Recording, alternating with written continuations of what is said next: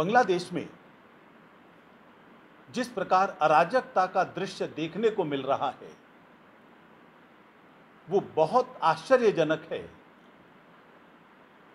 कुछ भी तो नहीं छोड़ा जा रहा। हिंदू समाज को विशेष रूप से निशाने पर लिया जा रहा है।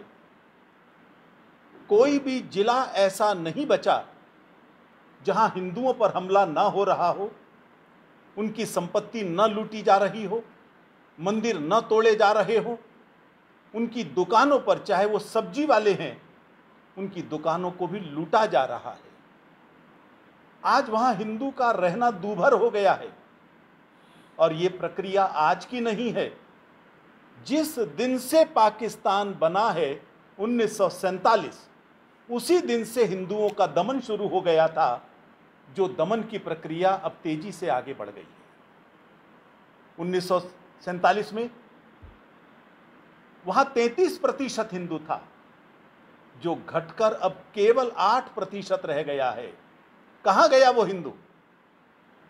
ध्यान में आता है कि या तो मार दिया गया या भगा दिया गया या ऐसे माहौल में रखा गया कि उसने जबरन धर्मांतरण की दिशा में वो बढ़ चला।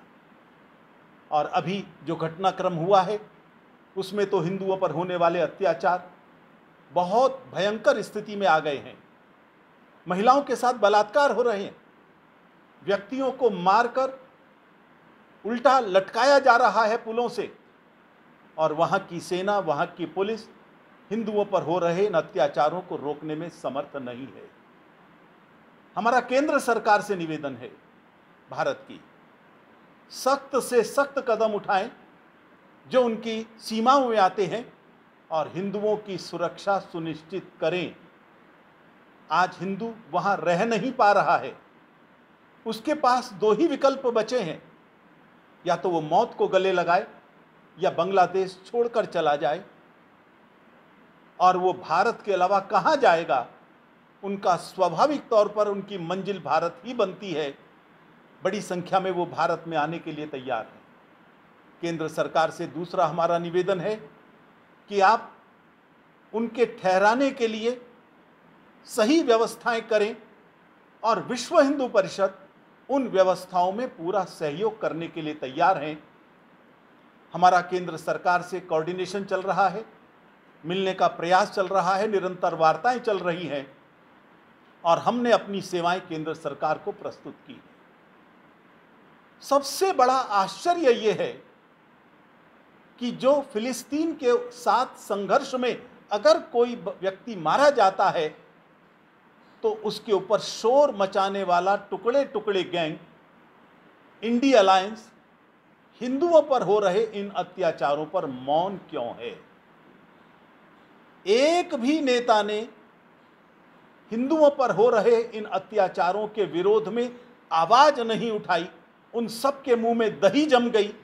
एक भी मुसलमान पर पूरे विश्व में कहीं कुछ होता है, ये सब लोग अपनी सीमाएं तोड़कर विरोध प्रदर्शन करते हैं। लेकिन विरोध प्रदर्शन की बात दूर, इन्होंने एक वक्तव्य तक नहीं दिया, वहां के जिहादियों से अपील नहीं की कि हिंदुओं ने क्या बिगाड़ा है तुम्हारा।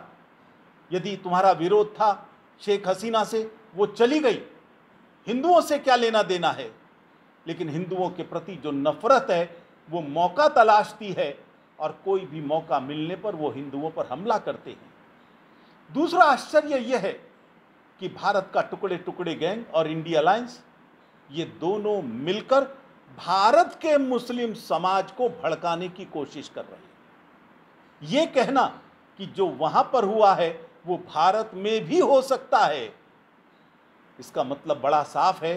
वो भड़का रहे हैं, रास्ता दिखा रहे हैं। अपनी हताशा जो चुनाव में हार की है, जो अन्य प्रकार के सामाजिक और राजनीतिक रूप से उनको हार मिली है, उस हताशा के अंदर इस प्रकार के वो व्यवहार करेंगे। किसी भी जिम्मेदार भारतीय से, किसी भी जिम्मेदार राजनीतिक से इस तरह की उम्मीद नहीं की जाती। मैं उन्हें चेतावनी देना चाहता हूं, उनके इरादे सफल नहीं होंगे। भारत की सेना पूर्ण रूप से देशभक्त है, पूर्ण रूप से प्रोफेशनल है। वो किसी भी इस प्रकार के षड्यंत्र का हिस्सा नहीं बन सकती, बल्कि इस तरह के राष्ट्र विरोधी षड्यंत्रों को दबाएगी। यहाँ का समाज भी इन चीज़ों को स्वीकार नहीं करेगा। उन्हें विचार करना चाहिए, जिस प्रकार से वो भड़काने की कोशिश कर रहे हैं वो उचित नहीं है। देश की जनता उन्हें माफ नहीं करेगी।